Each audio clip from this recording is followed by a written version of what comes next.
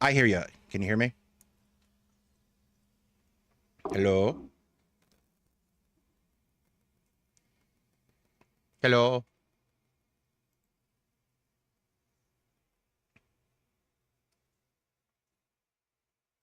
Commander? Hi, everybody. Technical difficulties. We're working that out.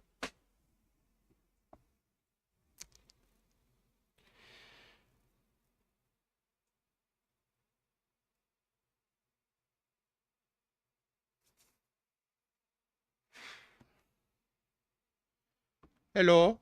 Hello? You hear me? Yes, I can. Can you hear me? What has happened?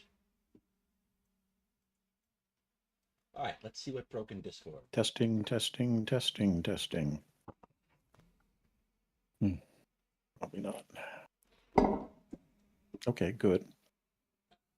So it's an issue with my receive side. Give a moment, try to figure this nonsense out. That is okay.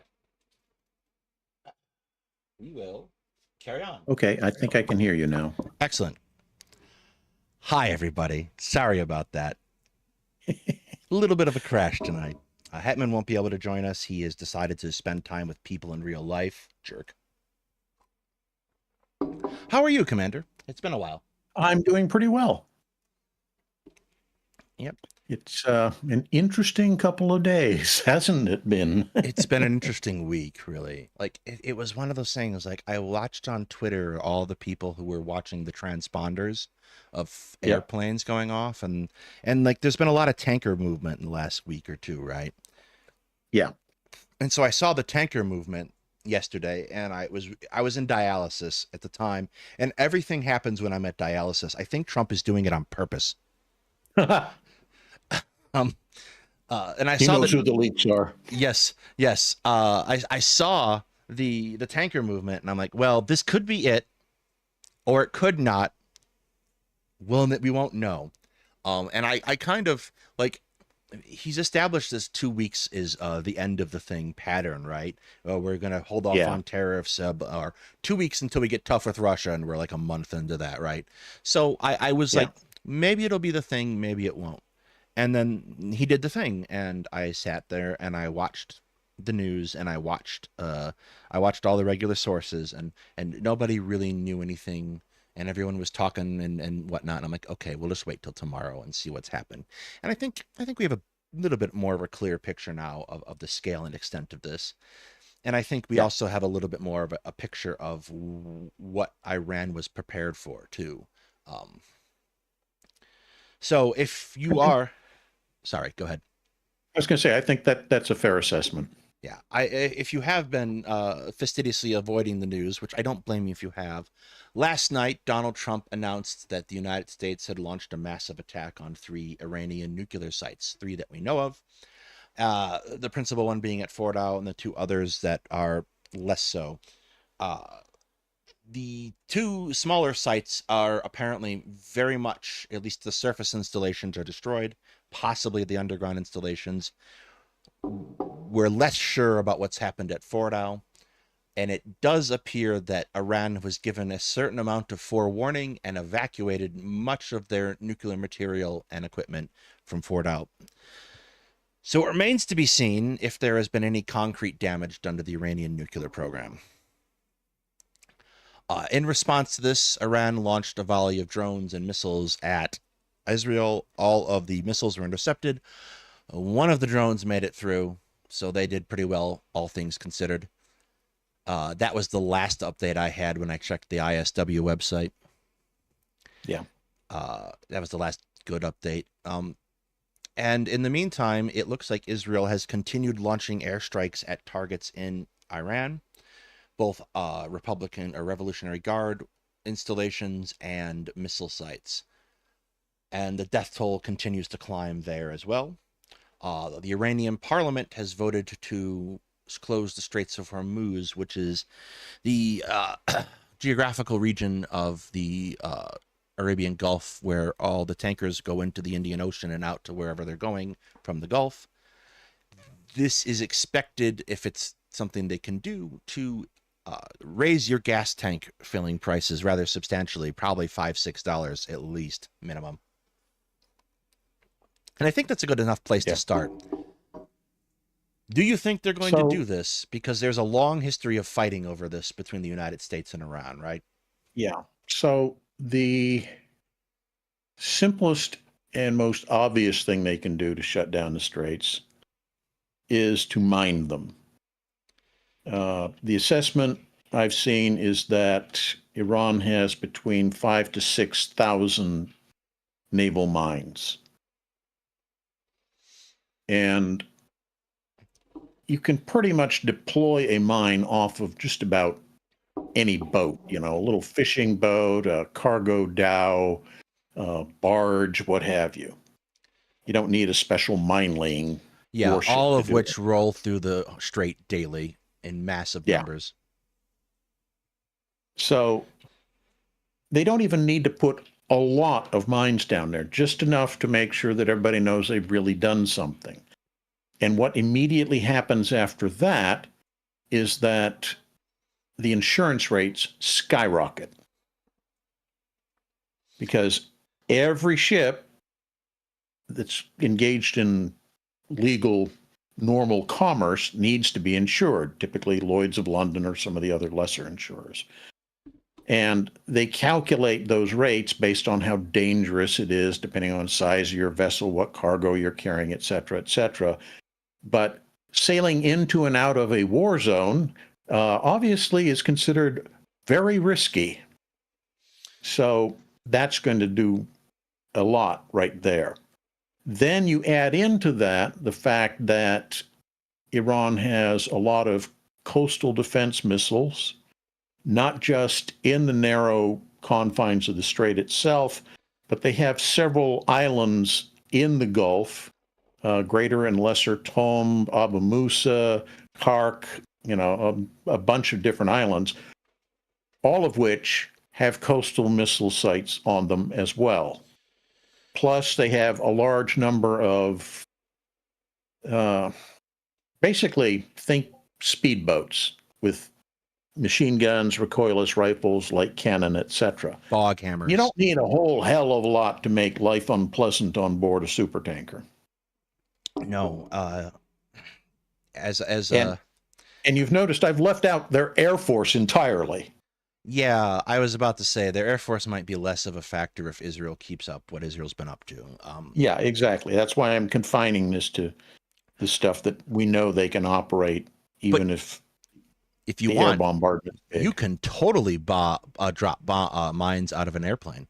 Definitely a thing. Oh yeah, yeah. Actually, I don't know if you saw. I played a round of Sea Power on stream the other night. Oh no, I didn't.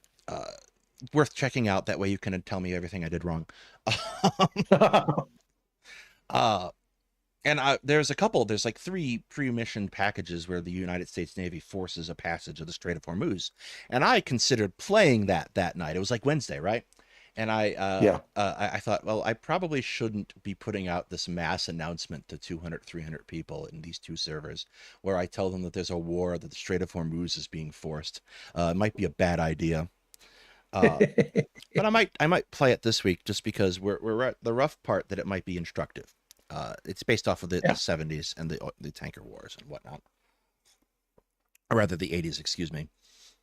Yeah. Yes, Iran does have a bunch of anti-ship missiles all along, and they have, theoretically they could put up planes and all that. Like they can close the strait, and there's more to it too, because this isn't terribly different than when the Houthis announced they were going to fire off weapons to ships entering the Gulf area around Aden and going into the Red Sea. A lot of initially you saw some price increases and whatnot, but Egypt, for example, took it on the nose because they make so much money from canal fees, right? But all these companies, like, it didn't really stop ultimately because they're firing off missiles and drones, and a lot of companies and countries decided it would be easier to pay the Houthis off than to deal with this problem of trying to force passage while they're getting shot at. That's not the case if you drop mines. You have to demine things. And Yep. all those things we just talked about, missiles and drones, right, can make demining operations dangerous too. And but probably closer to a near impossibility is what it would be. Yeah. You have to eliminate all those, sites before you can, because minesweepers are small, unprotected wood or fiberglass craft. They're built from those materials because they need to be non-magnetic. Because Because a the lot of mines are mines detonated use, by magnetic fields. right, magnetic influence mines. And, you can literally drive by one of these things and shoot at it with a 50 caliber machine gun and put a lot of big holes in it, And fiberglass let alone, splinters, by the way, if you shoot it with a yeah, big caliber weapon, like yeah, everywhere. exactly. So yeah, it's not safe or conducive. So you'd end up having to completely eliminate the Iranian army, or excuse me, navy, and all their coastal missile batteries before you could safely undertake demining operations. And even then, you're looking at between probably 2 to 3 months to complete a full demining. Yes. And the other thing we mentioned is those little speedboats, those bog hammers, right? Those are hard to Yep. detect. They're Yep. small. You basically have to be looking at them or hitting them with an elevated radar to find them. So they can go out, run out at ease and harass and come back, and you might never see them in time to hit them. It becomes a Yep. giant nightmare if they manage to pull this off. Uh, I know the parliament has voted to do it. The supreme leader has to approve it, and I haven't seen that he has yet. He has been somewhat difficult to reach, apparently, because he is hiding, which, to be frank, I would too if I were him. Yeah. I Um, don't think we're going to get a conclusive sense of what Iran is actually going to do, probably until late Monday or sometime Tuesday, because it's going to take them that long to get all the approvals and command control issues taken care of before they undertake anything. we don't Because talk about we've, littoral combat ships on this channel, Power Surg one. It still hurts.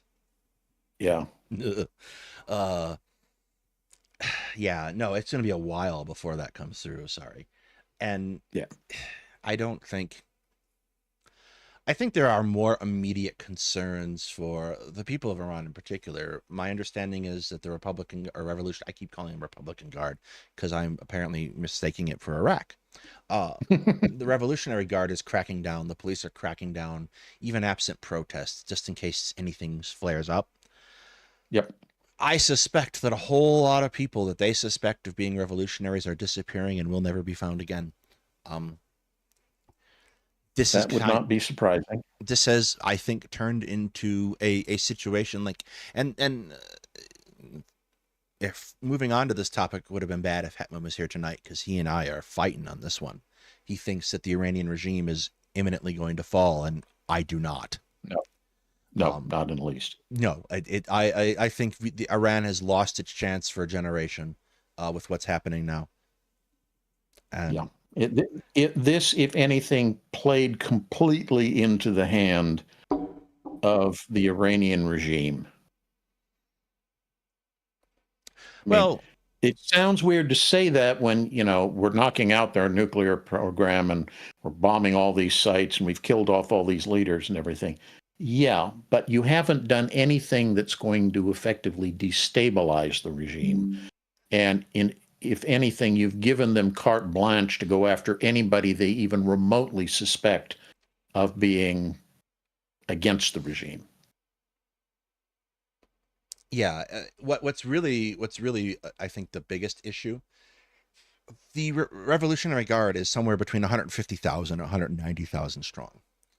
And you can kill off their commanders, and all you've done is got somebody who might not be necessarily as good promoted, but you don't have to be good to crack people's civilians' head open. So, like, I don't know what you're really doing. Like, oh, we blew up the Revolutionary Guard's headquarters.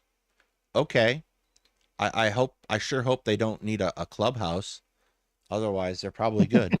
So like it's this very typical thing you see from Israel, where like, oh, we've killed such and such, the leader of so and so, and there's a new one 3 days later, and then like, well, we've killed him too. Yeah. It's like, okay, now what? And it's this pattern you see them doing, engaging in like, we're going to kill these people, and then they don't really have something that follows. So like, and this was a thing that became our issue later on in the war on terror, or the thickest part of it, I suppose it's still going on, is we blow up this guy, right? And they just replace him, and like, you have to have a plan, like something to do after you've blown up the guy to really destroy the organization. They're just going to find another guy. Yeah. And that's something we are not good at, is following up. We come up with these very good, based on solid intel, plans to eliminate leadership.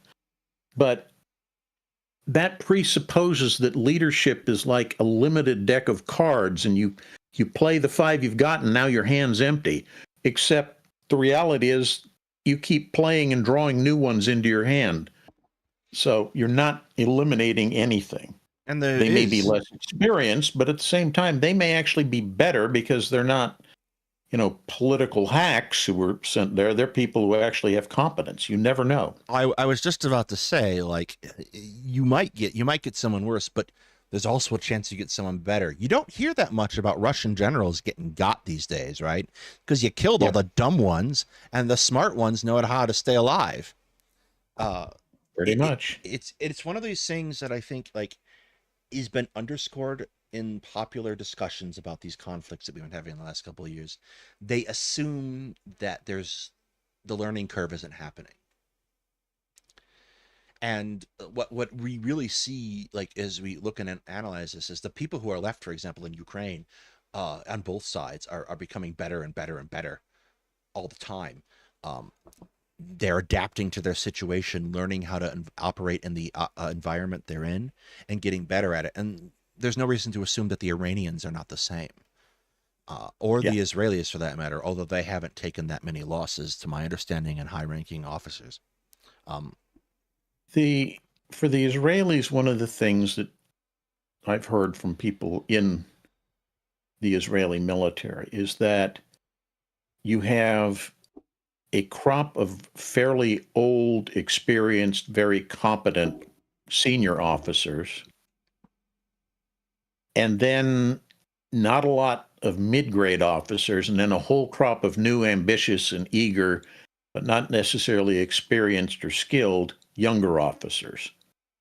And it's only when you actually mobilize the reservists that you actually get those mid-grade officers back into the mix to cover all of that gap. Yeah, I think that's been one of the things we've noticed about Israel as we've been, or at least I've been looking at it, is there's a lot of very aggressive officers doing the work right now, who don't seem to have a very high regard for things like not killing civilians, etc., etc. I was talking with, and you might have seen the news, it didn't get terribly widely reported. I was speaking extensively with the chief of staff for planning in the Levant in the Pentagon before he was recently relieved because he made public comments that were unflattering to Israel. And that was largely his assessment as well, that Israel has a vast gulf between experience and competence of their lower ranked officers and the expectations that the higher ranks have and what those people have. Yeah. The bigger issue I've also noticed is like a lot of Iranian civilians are dying in supposedly strikes on supposedly military targets, and I cannot help but wonder if that's going to have an adverse effect on the Iranian people in the first place. Like, it's already hard to organize a resistance if you've got police with batons on one side and bombers coming at you on the other. Like, this entire that too, but I think more pertinent is the fact that the more damage to non-regime targets that the Israelis and arguably we do, the more we're going to push non-committed Iranian citizens into the fanatic camp. You know, you killed my brother, cousin, neighbor, what have you, and they're not going to be at all receptive to ideas of overthrowing the regime, since the regime is really the only thing standing between them and these godless heathens who are bombing them. Yeah, it's the Brad Pitt War Machine from on Netflix. If you saw that one, it's the whole insurgent Yeah, mass I've seen scene. it. I know what you're talking Uh, about. yeah, that movie's. If you haven't seen that movie, go find it somewhere. War Machine. It's hilarious in a terrifyingly sad way. Um, like really sad way. And McChrystal is Yeah. also a figure worth reading about if you haven't. The actual general that was based upon. And obviously, we hear from Flynn every goddamn day. Yeah. Yeah, I keep wondering when they're going to recall that bastard to active duty so they can court-martial him. not in the next 3 years, although richly deserved, I think. Oh, yeah. Yeah, and that's like, and I feel for it because obviously the Iranian regime is not good for the people of Iran. And like, I see a lot of people making this argument like, oh, our enemies are the Iranian regime, not the Iranian people. I'm like, well, should you tell the Iranian people? And also, is there some kind of magic shield that will keep the bombs from killing them while they just kill the regime members? Because otherwise, I don't think it's going to make nearly as much of a difference as people think it is. Yep. And the other part of it, of course, is people keep hoping that, you know, oh, the anti-regime elements will rise up and overthrow the regime. We've already talked about how that's improbable. But what, to my mind, is even more absurd is the notion that what's going to follow will be a wonderful democratically elected, and yet you still hear people, lots of people, talking about, oh, we're going to reinstall the Shah's family to resume, you know, the peacock throne.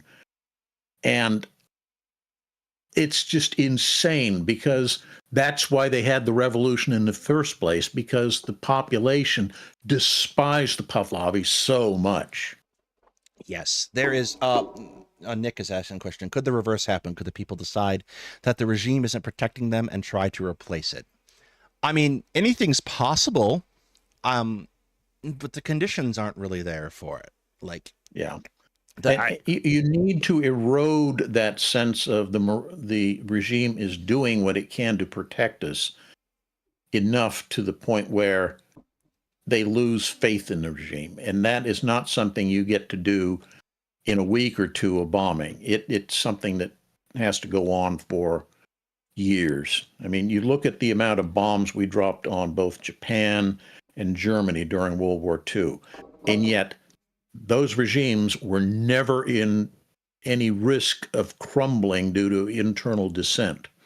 It's going to be the same situation with Iran. The more bombs we drop, the harder the people will turn to the established authority as their protectors, even as they're clearly shown to be incapable of protecting. the devil you know may be a devil, but at least he's there. Yeah, And exactly. that's the other part of it. Like, I think you hit the nail on the head too.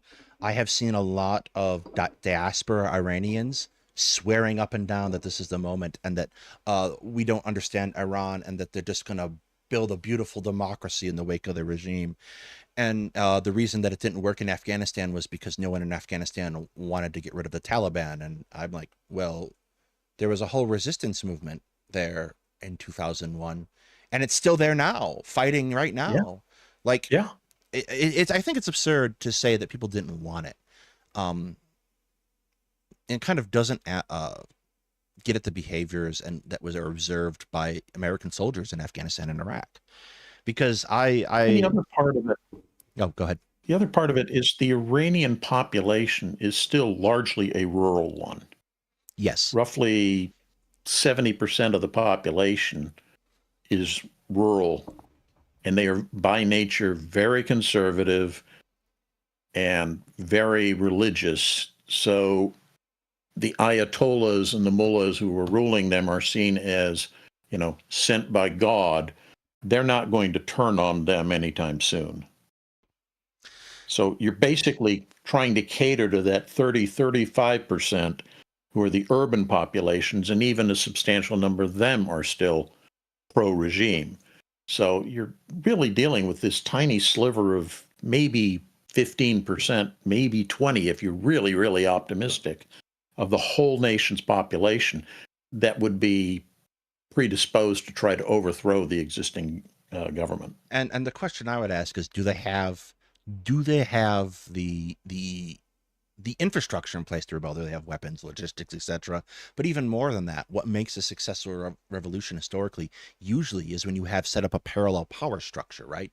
Something that can quickly and easily assume power in the event that the current regime fails. Like, you look at the American Revolution, and we had been setting up parallel power structures for years prior to declaring independence. So when all that it came when the time was for the people who were, sitting in taverns going, screw the British, let's organize a boycott, to go walk into a state house and say, screw the British. So like, these are the things that make these revolutions work. And I don't see that in Iran right now. So I don't imagine a situation in which it's going to spontaneously rise up. And not only do I not see that in Iran right now, I don't even see a lot of reporting, and admittedly, it's all coming through the filter of the regime keeping a closed grip on news coming out of the country. And I don't mean just for now in the current crisis, but I mean for a long time now. Of there being a truly active revolutionary organization in the country. We know that one exists, for example, in Saudi Arabia, where, probably every week there's some shooting or bombing incident that occurs that doesn't make the mainstream press, but it's certainly, if you look for it, you can find that it's happened. Yes, and we would gladly help keep that one repressed. Oh, exactly. So, what I'm saying is, if you have an active one in a country that's our ally that we're helping finance, trying to keep everything under control, and yet there's nothing existing in this country that's our enemy, and we're kind of pushing the population further and further into the hands of the regime, isn't that kind of a flawed strategy? I think so. To answer Nick's next question, if they close the strait, will Trump have any option but to double down? I don't think we don't have an option not to try to do something. The United States Navy is based upon the concept of maintaining freedom of navigation. They gotta answer that. And making it even more complicated is the fact that we basically don't have much of a mine clearance capability. Not anymore. We rely on our allies for that. Yeah.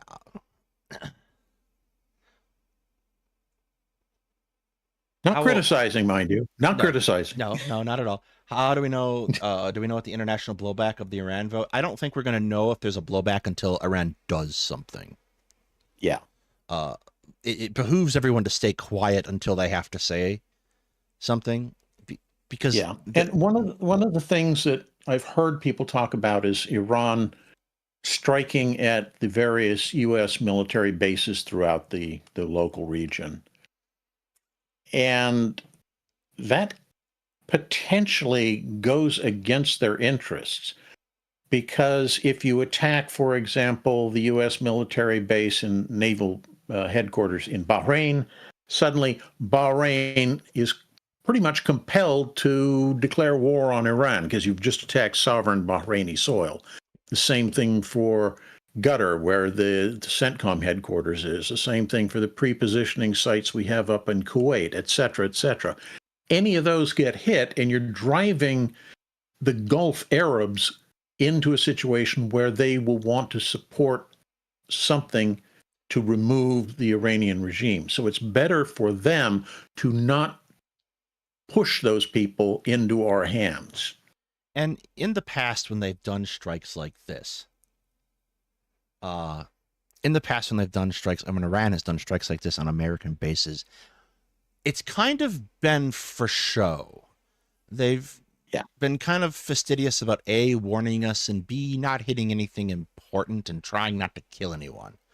For really good reasons. And like, it appears that there may have been some tit for tat there where we warned the Iranians we were coming.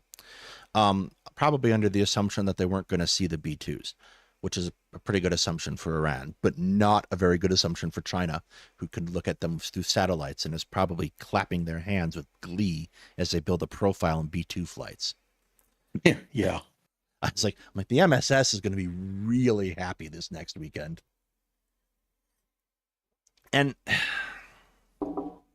so there's a lot of, I think, pieces up in the air still. But I think we're going to see Iran openly test a nuclear weapon inside a year. Depends on whose assessment you're willing to buy into. Because I've seen figures that say, 7 to 10 years before they have a functional device and associated delivery system. I've also seen others saying that they're only 6 months out and anything in between. So if they weren't already engaged going at this full stop, and there's some evidence to suggest they weren't, they are now. Yeah, absolutely. Absolutely. And more to the point, I think if Iran and Russia were already kind of chummy, if anything, what we've just done is push them solidly into the Russian camp. I think so. And if Russia doesn't, deliver a bunch of research data and scientists and centrifuge machines and everything else they need to get their bomb quicker, I'd be surprised. Well, I think there's an underrated problem here too, with the rhetoric, because we are all assuming that Iran gets a bomb and uses it. And I just don't think that's the case. Like, I made a wisecrack about it, about how North Korea's had a bomb for close to 2 decades now, and we still have K-pop, so that's unforgivable in my mind. Yes, we do suspect they still have all of the enriched uranium because they just threw it on a truck and probably drove it deeper into the mountain. And I think the key one is the, what's it, Forlo or whatever the name of that Fordo, yeah. deep underground site is. Yeah. Sorry, go ahead. The GBU 57s are assessed as being able, or at least the publicly released information about them, they're assessed to be able to penetrate down to about 200 feet. Well, soil. We know that Iran has put that facility 300 beneath, and it has reinforced concrete for the ceilings. So yeah, so I spent some time to do appreciable damage to it may be difficult. I spent some time looking at some data from people who've looked at the bomb before with this publicly available data, and apparently its penetration power drops off dramatically in rock. Yeah. So the understanding of it was basically we have to do the end of Top Gun Maverick, and we have to put multiple bombs in roughly the same spot to try to get to where we're going. Yeah. It's going to be hard to tell what has happened, but like so far, the Iranians have said that the facility is recoverable. The Israelis think the facility was not destroyed, and Donald Trump says it was destroyed, so I'm almost certain it wasn't. Donald Trump needs to hang that big, glorious mission accomplished sign behind himself so everybody thinks he's, the latest superhero. Yeah. It says Donald Trump said it was destroyed, so I'm almost certain it wasn't. Yeah, precisely.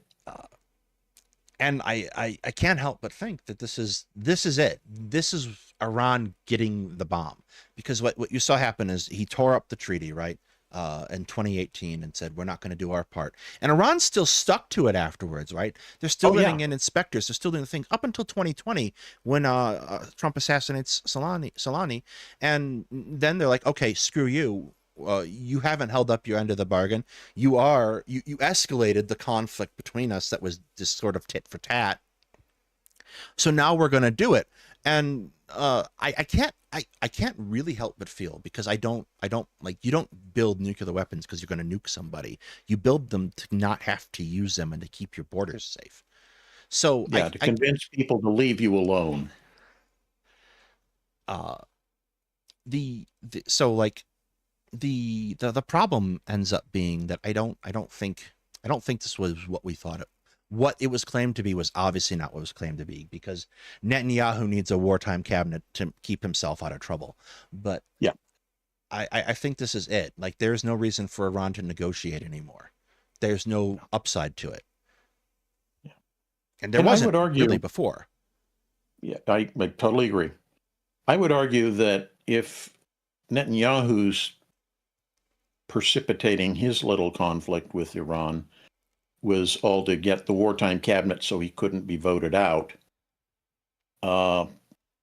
I would suggest that Trump's reason of piling on had far less to do with whether or not Iran was going to get the bomb than it did with he's been made to look like a complete blithering idiot. And, you know, you have his birthday parade, which fizzled royally. And at the same date, you have 13 million plus Americans out on the streets protesting him. So I think he's trying to wag the dog and get us to focus on, oh, look, it's a wartime environment. We all have to rally behind the glorious golden leader. And it did not work at all. And I think there's a lot of truth to that. Like, my initial thought was like, why are we letting Israel dog walk us into this? And that was part of it, I think, a little bit.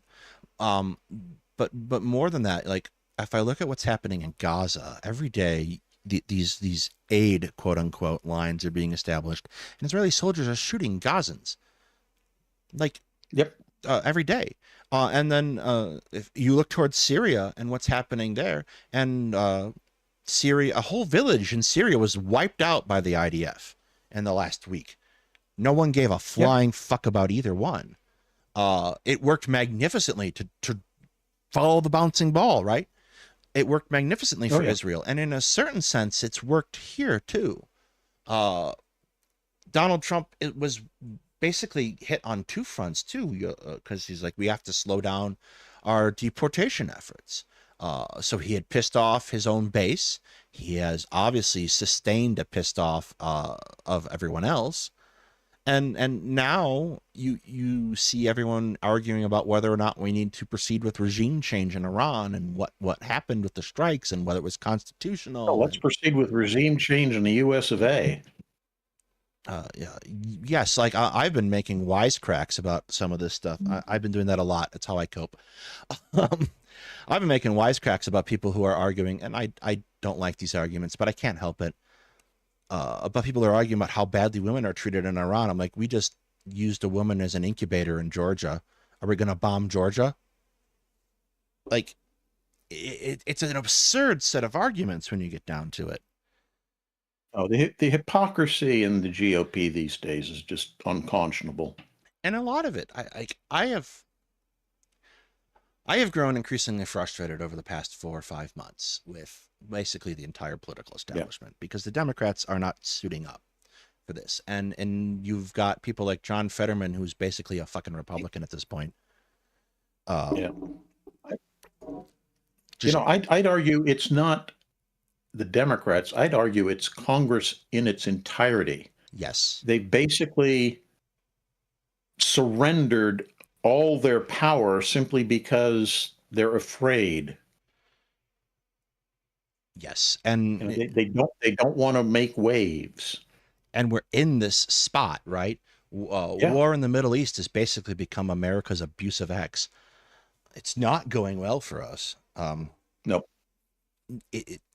And the prospect of fighting in Iran terrifies most American military officers. Like, they're launching missiles, right, at Israel, and these are long-range missiles, but they have short-range missiles, and a lot of them. Like, trying to put troops in Iran is going to be a bloodbath. The war plan, I believe it's 5027, if I remember correctly, for contingency with a war with Iran, at least 20 years ago when I was still active, suggested that if we actually went to a full-scale invasion of Iran, not just aerial bombardment of, sites of whatever nature, uh, it would take between 3 to 5 years and perhaps 500,000 casualties before we actually got to Tehran and collapsed the regime. And that doesn't say anything about the potential for follow-on guerrilla campaigns. It looks like 5027 is North Korea, but same idea. Oh, I may have the number wrong then. Yeah, it probably is just the number, I would imagine, because no, that's it. Iran is not Iraq. Like people Yeah, seem to not by a long shot. and even the 2003 invasion of Iraq was basically done on a shoestring. Yeah, when you get down to it, not a lot of combat powers generated there, and they did run into some issues, right? They ran into logistics issues. They ran into the whole stall, the operational pause in the middle of it. So it's, and like I see the same potential for problems, like if you suddenly see an armed resistance develop in Iran, like, oh, they're just going to shoot short range missiles at them and that'll be the end of that. It just, no. the situation is not good, and it only got worse. Like, Obama had the right of it. The only solution to this is to engage with Iran, because you like, it's like Cuba. Like, Cuba has had sanctions for decades and Cuba's still kicking. Sanctions aren't going to put the government under. People resent you for putting the sanctions on them more than they're ever going to resent the government for existing. Or I said, North Korea's had nukes. They haven't nuked South Korea, despite expressing a certain amount of disdain for South Korea. Yeah, exactly. It's not a toy you want to use unless you're forced into it. It's not an aggressor's weapon. No, because the blowback from using it is so severe. And like we saw even a significant limitation when the Ukrainians attacked into Kursk, right? They rolled up and occupied a significant amount of Russian territory. Yep. And Russia settled in to drive them back conventionally. So, like, it very much neutered the whole system of Russian nuclear threats and blackmail that they were using. And I think particularly as we were, I made a big long tweet thread where I talked about kind of the collapse of the Pax Americana and how we're not, I don't think it's coming back. I think we're going to have to start looking at an increasing series of conflicts as the years roll on. Climate change is going to force it. The stabilizing international climate will force more and more conflicts. I think we're going to have to start demanding our leaders talk honestly with us about these things and stop trying to scare the shit out of us. Otherwise, we're not going to be able to make rational decisions, and we're not going to expect our leaders to make rational decisions in the face of an environment that we haven't lived under in decades and 2 generations now. Yeah, absolutely. So, like, we're coming to the end of what fear mongering can reasonably sustain. In every sense. Yeah, but the leadership grew up under a time when fear mongering worked beautifully. So they're still going to keep stirring that old pot with the same old recipe, hoping that it will achieve the same results. Yeah, so what we need to do is find some sort of new, energetic, innovative, young leader to extricate us from our past. Yeah, I'll be honest, I don't see it happening anytime soon.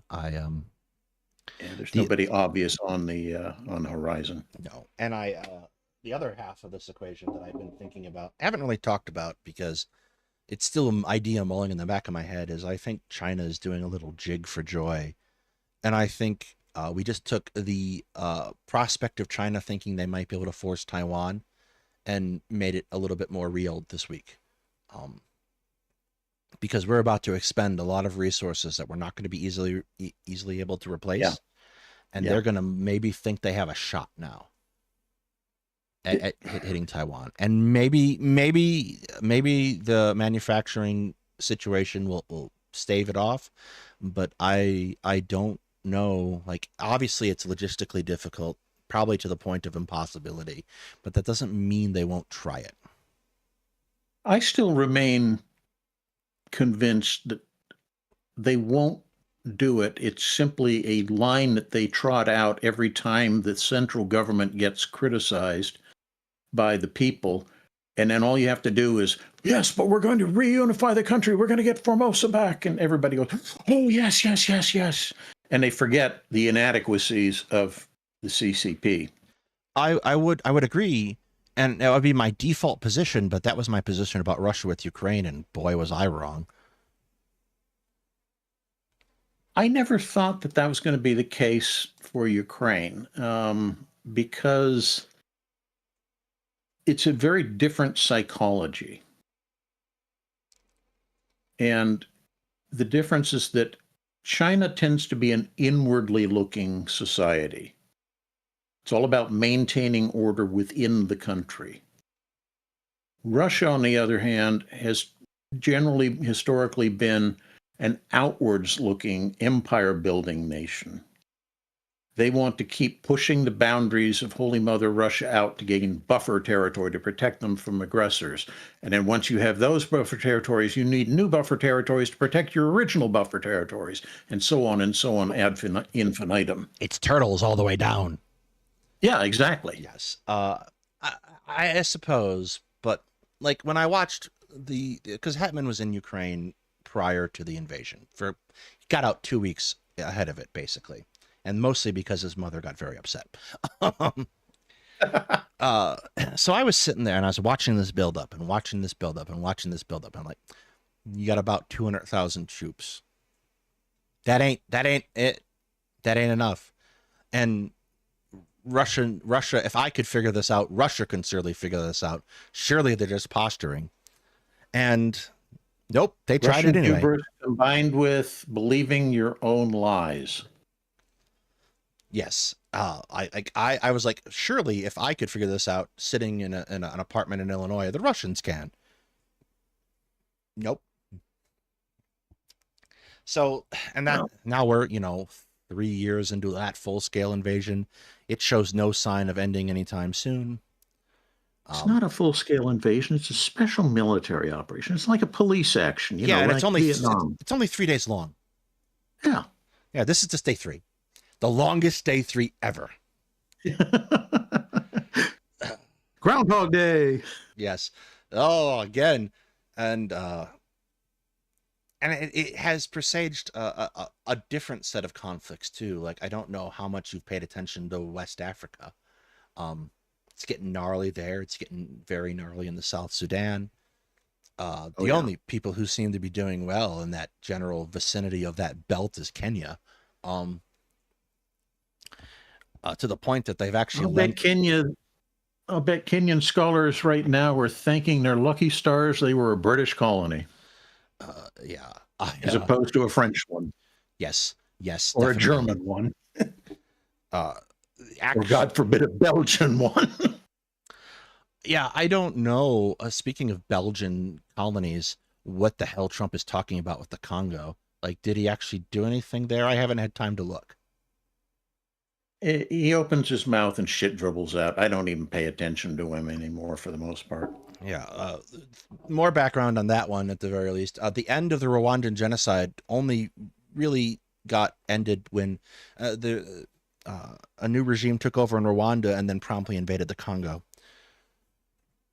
And they've been engaged in that ever since for the last 40. How old am I? It's been a while. It's almost 40 years now. Exactly. Okay. Now I feel really old.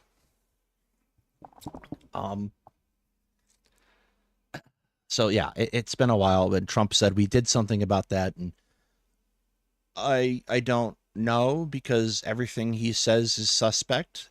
Like, he's like, yeah, we fixed India and Pakistan are like, no, you didn't. What the hell are you talking about? Yeah.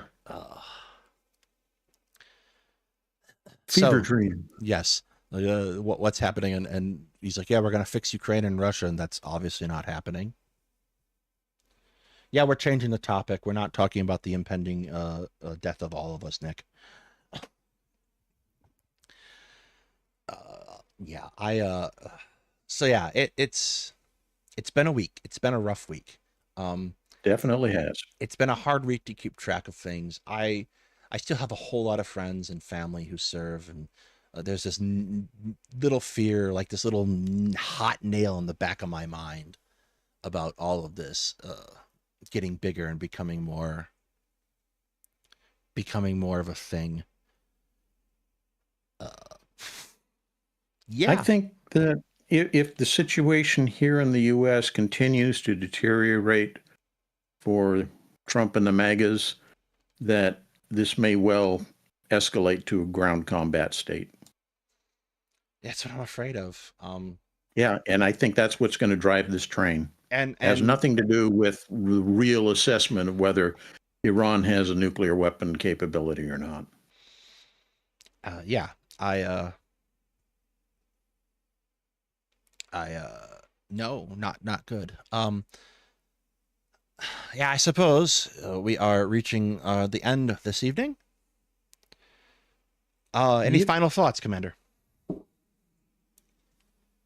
Well, as I sign off on all the other channels when I'm on them, when they say that, I say, please communicate with your elected officials to tell them what you think and how you feel about things. And I think that's probably more important now than it has been in the past. I'm pretty sure Lauren Boebert is ignoring my emails. Yeah, likely, but nonetheless, sending stuff, knowing people who have worked in congressional offices, they say they don't really listen to everything you're saying. What they do is they have a little checklist, and in favor of or opposed to is what they're checking. And the more checks you get in certain boxes, when it reaches a certain threshold, that's when the official actually has to start taking notice and thinking about having to do something. So every little tick mark you can put on that clipboard is a good one. Well, fair enough. I'll certainly keep yelling for all the good it's doing me. All right. As for what's coming up, Hetman will be back on Wednesday. I think he wants to debate about this ridiculous regime change nonsense. So you should probably come tune in for that, because I'm working up a real big mad. Tuesday, the next, I believe it's this coming Tuesday, but don't quote me on that. The next Fight the Empire lecture seminar will be being given by Shakespeare, one of the creators, working with myself and President Sunday and Lucy Haze and Zanzi on the ongoing project where we explore the colonial empires of Great Britain and Spain, and here in the New World and elsewhere. Tune in for that. If you did not tune into our last one from last Friday, go ahead and do that. It's right here on this channel at Two Guys Talking History, because I hosted it. I will be putting all of them in a playlist so that you can follow it around to each creator as we go. And as for that, I'm not going to plan anything beyond any of that, because I probably won't keep up to that plan anyway. Thank you very much. Have a good night.